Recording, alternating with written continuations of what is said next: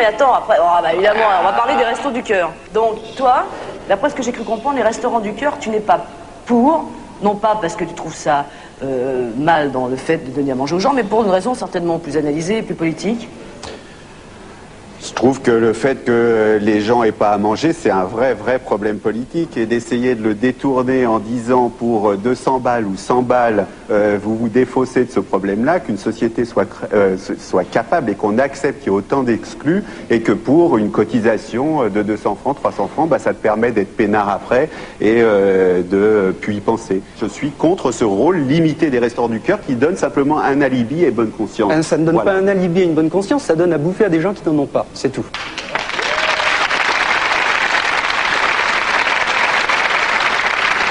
J'ai une question à poser. Là, les gens, ils sont là, ils sont dans la rue, ils n'ont pas de quoi bouffer. Qu'est-ce qu'on fait? Moi, j'ai une autre question à te poser. Il y a 25 millions d'enfants qui meurent parce qu'ils ne sont pas vaccinés contre la rougeole. Qu'est-ce que tu fais? Donc, je réponds, je fais rien. Voilà. Donc là, il y a un pays qui s'appelle la France, parce que je ne vais pas m'occuper, je ne vais pas avoir la prétention de m'occuper du sort de l'humanité, mais là, on est là, c'est à côté de nous, c'est un voisin, c'est des trucs comme ça, qu'est-ce qu'on fait? On attend le grand soir. On attend le grand soir. Moi, je pense que ta théorie, qui est une théorie qu'on a tous eue, enfin tous les gens de notre génération, c'est une théorie qui est extrêmement confiante dans la capacité de l'État. Nous, on est beaucoup plus cynique que ça. On pense que quel que soit l'État, et les 40 dernières années ont prouvé ça partout dans le monde, un État ne peut pas résoudre tous les problèmes. Il y a bien un moment où il faut, par exemple, s'occuper de son voisin. L'État, il peut donner, par exemple, des allocations familiales, mais ce n'est pas lui qui va élever les mômes. Il faut quand même que les parents s'y mettent un petit peu. Tu vois ? Ça, c'est la première chose. La deuxième chose, c'est que ça procède, à mon avis, d'une vision extrêmement policée de la société. Comme si tous les gens à aider, tous les gens à indemniser, tous les gens avec lesquels il faut être solidaire, comme s'ils étaient répertoriables. Et parce qu'ils se disent que peut-être ces problèmes ne sont pas solubles. Ne sont pas solubles dans le cadre d'un État. Et c'est à la société civile de les prendre en charge. Eh ben, la société civile et l'État, c'est qui d'autre? Alors tu mets toi, c'est pas un État policier dont tu me parles, tu mets un État qui serait complètement au-dessus de tout le monde. Non, alors c'est une dictature, c'est des gens que tu ne contrôles pas. C'est-à-dire Chirac, il n'a pas été élu, et les hommes politiques qui sont au Parlement, ils sont pas élus. T'as pas de compte à leur demander. Et tous les gaspillages, et toute la corruption, t'as pas de compte à leur demander peut-être. Mais ça n'empêche pas qu'il y a une situation d'urgence à laquelle il faut répondre, et c'est pas forcément une assistante sociale, c'est pas forcément le RMI à 2000 balles qui est déjà une avancée dans ce sens-là qui va résoudre ces problèmes-là. Je crois que personne au Resto du Cœur a l'impression en faisant ça qu'il va se substituer à l'État pour ce qui est de résoudre les grands problèmes, les problèmes principaux. Je trouve que les Restaurants du Cœur, et c'est Michel qui a l'initiative des Restaurants du Cœur, à laquelle je ne me suis pas associé au tout début, pour ces raisons-là. Alors que tout ce qu'il disait est la campagne pour les présidentielles, et c'était pas de la charité, c'était un combat, une révolte, une rébellion. Je considère, oui. Non, applaudissez le camarade. Moi, je ne considère pas ça du tout comme la charité, c'est-à-dire tu profites d'une situation, que tu passes à la télé, que tu as des moyens, ou je sais pas trop quoi, pour pouvoir promouvoir des trucs. Tiens, je vais profiter de ce que je passe à la télé, tu vois, pour dire que il y a les Enfoirés à l'Opéra Comique. Donc, c'est sorti en cassette. Donc, si vous l'achetez, ça ira au Resto du Cœur, ça fera bouffer des gens. Peut-être, comme dit Romain Goupil, ça participera à l'inégalité des systèmes, mais en tout cas, des gens vont bouffer.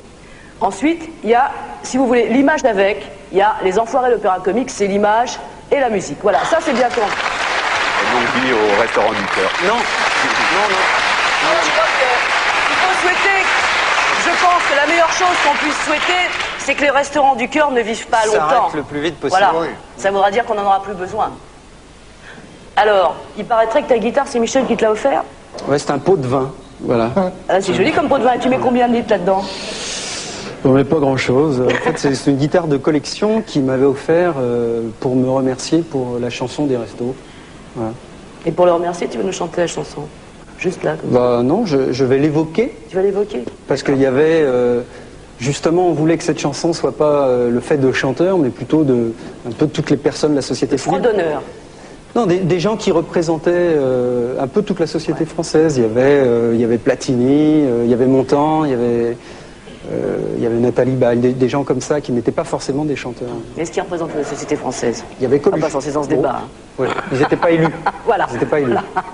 Ouais. Alors, on va commencer comme ça. Alors, ça parlait d'abord.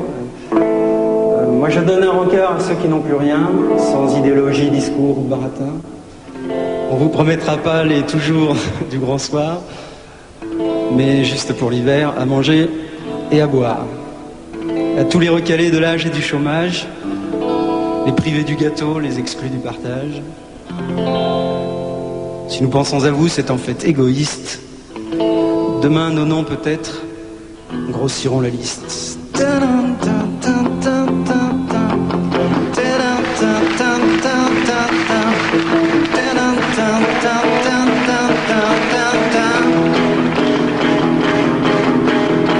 Aujourd'hui, on n'a plus le droit ni d'avoir faim, ni d'avoir froid. Dépasser chacun pour soi. Je pense à toi, je pense à moi. Je te promets pas le grand soir, mais juste à manger et à boire. Un peu de pain et de chaleur dans les restos du cœur. Aujourd'hui